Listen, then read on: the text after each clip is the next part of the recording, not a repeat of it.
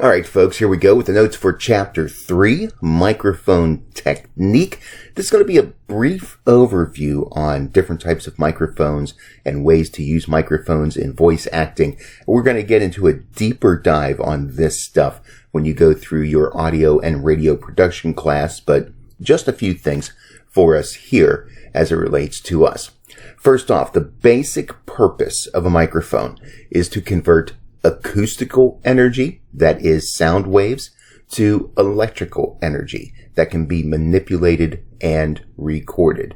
And again, we go into bigger detail on what that all means in the audio radio production class, but a way for you to think about how sound actually works is that sound is an actual thing. It's an actual physical object that goes through the air, and it actually creates disturbances in the air. So it's a kind of energy, and there's lots of science that goes behind it, but basically the idea is there's something that is natural, i.e. our voice, that's traveling through the air, and then a microphone is a device that can pick up what's going on with the air and the information in the air, and then translate that into an electrical and electronic form that is able to be used by various types of audio equipment.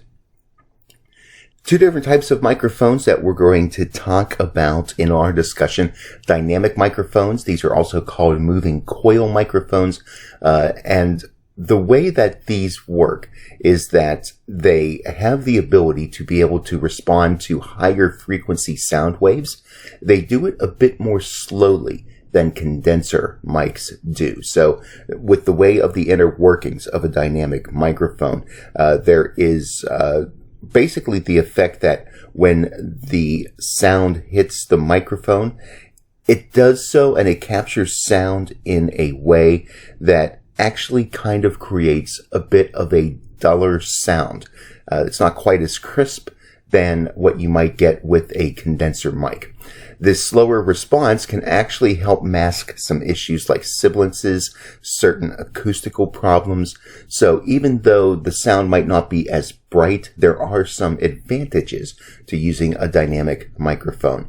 Also, they tend to be rather affordable mics, and they're usually rather built rather strongly. They're rather versatile. So there are some advantages to using a dynamic microphone. However, most people in voice work are going to prefer a condenser mic. They use two fixed plates very close to each other, but they don't touch each other. And you can see the diagram there on your screen as to the way that the condenser microphone is put together. The way that a condenser mic works is that there's a constant voltage that's placed across the two plates. So it actually needs to have some electrical power that's given to it, and that's generally going to be provided by what's called phantom power supply. A console that a microphone is using will usually have a feature called phantom power that you can turn on to provide power to the microphone, or sometimes a microphone will be connected to what's called a direct box that will provide power to the microphone in that way. Now, condenser mics work extremely well at reproducing higher frequencies, much better than a dynamic mic does. The sound quality as a result becomes brighter and crisper, but they're also more expensive microphones. They're more sensitive to picking up sounds around and about it, and they're also more fragile, so they need to be handled with a certain amount of care. Now, in addition to different types of microphones, there are different microphone pickup patterns. Two that we're going to talk about in our discussion. The first one is the omnidirectional mic. You see a diagram of the pickup pattern of an omnidirectional mic on your screen. Basically, what it means is that the microphone is able to pick up sound equally well from all directions of the mic. Omni meaning all, directional, of course, meaning direction, so it picks up from all directions.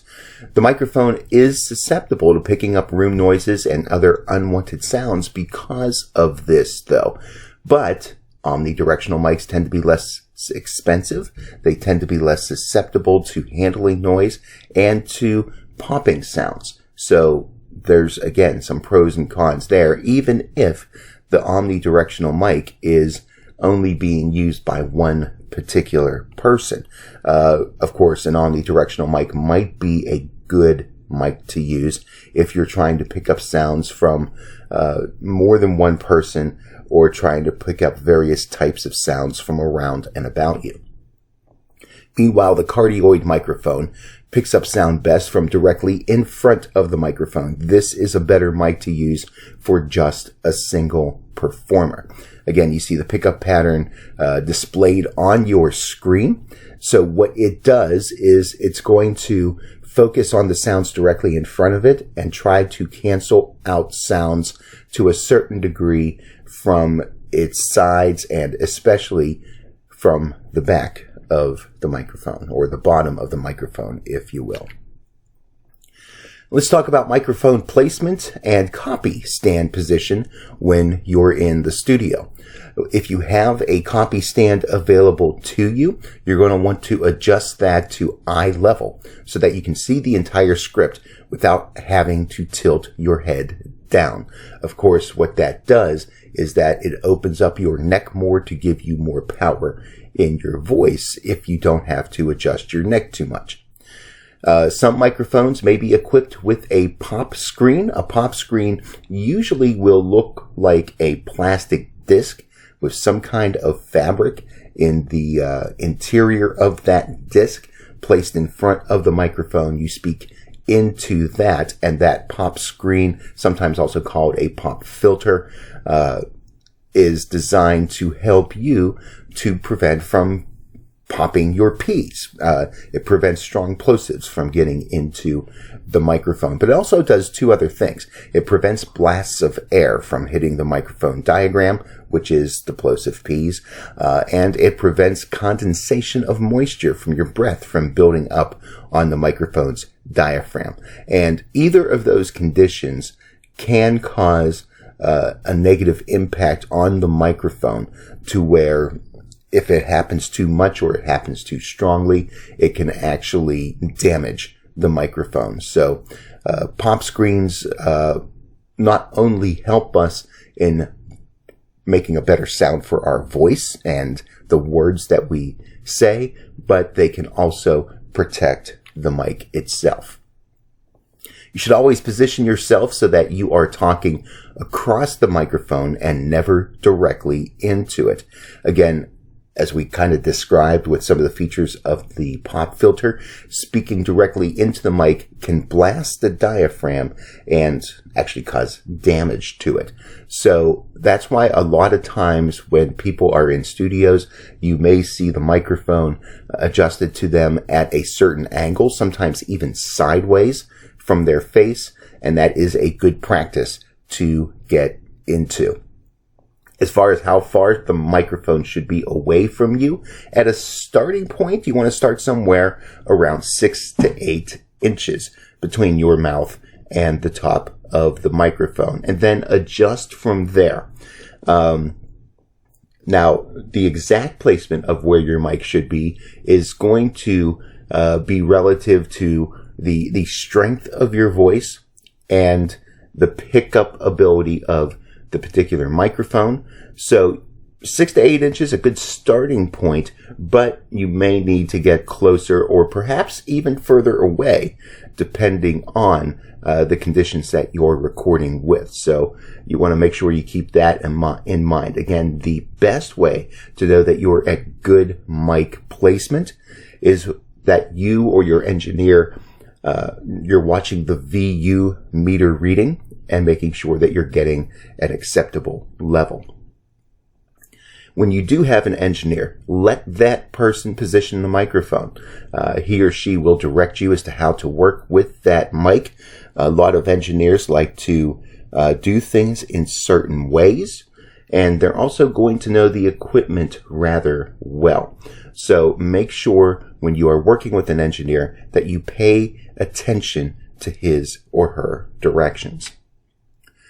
As far as working with the mic, While performing, keep your head in a constant relationship to the microphone. Basically what that means is try not to move closer or further away from the mic as you are working, because that's going to affect the recording quality that you are providing. Be aware that condenser microphones will easily pick up outside noises, so you may want to keep in mind the types of clothing that you are wearing. You may want to keep in mind certain types of jewelry, especially if it's loose, jangly jewelry that could be susceptible to making noise. Make sure you get something fairly decent to eat before you go into the studio, and don't go into a studio hungry, but also don't eat something prior to a recording session that can cause interesting noises to come from your body, because those mics could indeed pick those up. Using the proximity effect to your advantage. So basically what happens here is that the proximity effect is a tool that a lot of voice talent use to try to make their voice sound a little deeper, to sound warmer and more intimate.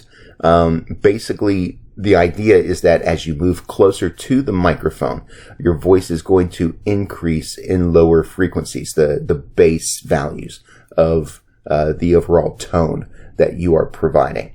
So that is something, again, do this with the instruction of your engineer, or make the engineer aware that you're doing this during your mic checks. Don't surprise that person with this, but it is a tool that you can use to help to create a certain effect of your voice.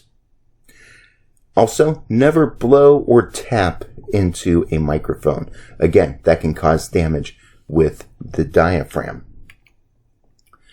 Now, if you have to hold a microphone, a lot of times in voice recording studios, you're going to be working with a microphone that is on a boom arm. So generally, you shouldn't have to hold a mic. But if you're in a position where you do, again, you want to make sure that you're not talking directly into the top of the microphone. You want to have it at a slight angle, or you want to have it vertical, kind of parallel to your body, if you will, with the top of the mic at chin level, about an inch below the lips, slightly away from the chin, not touching the face. And what happens is this helps you to be able to talk across the top of the microphone as opposed to directly on top of the microphone. And that will minimize breath pops. And again, it will also protect the mic's diaphragm. Now, using headphones. We have talked a lot in class already about the importance of using headphones when you are in the studio. In addition to knowing exactly what's being recorded, you're also going to have the advantage of being able to clearly hear yourself as you are delivering your lines. This auditory foldback of your voice will accurately reflect how your microphone hears you and will often allow you to hear subtle mistakes that might otherwise go unnoticed. So whenever you're talking just in normal talk, you're out and about, you hear your voice differently than how other people hear your voice. The headphones allow you an opportunity to hear what everybody else is hearing in the way that they hear it. You'll be able to hear flaws in your room acoustics as well. It'll also allow you to effectively apply certain microphone techniques for achieving warmth, presence, avoiding breath pops. You get to hear all of these things that the microphone is picking up when you're wearing headphones. Also, if you're working with a producer, headphones are likely going to be how you will hear a producer communicate with you. Many times the producer is in another room than you. So for them to be able to give you instructions or feedback on what's going on, more than likely, they're going to be talking to you through the sound system, and you'll hear that communication through your headphones. So another reason why headphones are important. Now, there are some voice talent that feel like headphones kind of take the actor out of the moment. And depending on how good you are, you might be able to make that argument, and you might be able to get away without using headphones in certain circumstances. However, the pros of wearing a headset is something that I would strongly encourage you to get used to doing, especially if you are producing your own content, if you're not working with a producer, and if you are producing content in a radio studio where there may be more than one activity going on at that time. Headphones provides a little bit of insurance to make sure that you might not be interfering with another action that is going on in the radio studio. So, that's why there's such a strong push that whenever you have a microphone on in the studio especially, make sure that you're wearing a headset. Now, what kind of headphones are best? You want your headphones to accurately represent your voice as it will be recorded. So more than likely, the earbuds that you get from the dollar store, that's not really going to do it for you.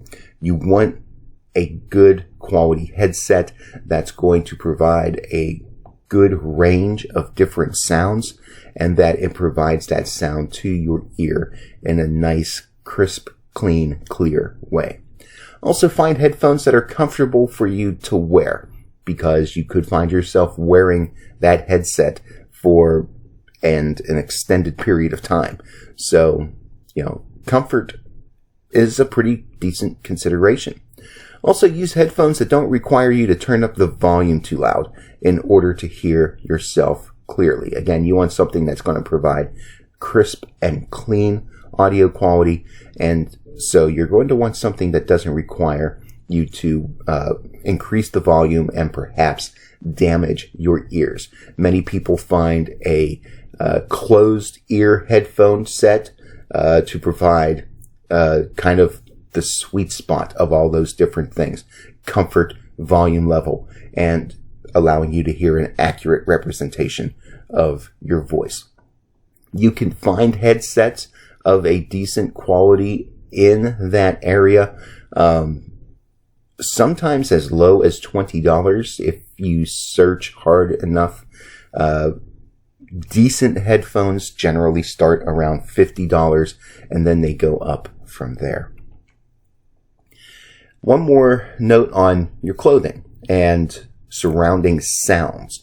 You want to wear comfortable clothes when recording. You want to preferably wear clothes that don't produce any noise or rustling when you are moving. Basically, keep in mind certain fabrics, like nylon in particular, anything that may make a rustling sound or kind of create a sort of friction as you're moving.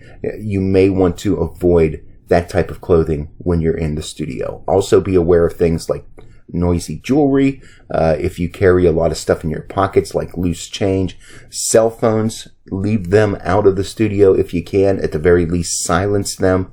Also, turn off the vibration, because that is a sound that can be picked up by some microphones. Or if the sound itself is not picked up, it could create electrical interference within the lines of the recording equipment, and that can be detected. So, as far as crisp, clean recording quality, your clothes and the things that you have on you actually can make a bit of a difference. So there you go. There's the notes for Chapter 3. Make sure you take a look at the survey questions, the study questions, submit all your work, and be prepared to talk about things when we get together for class.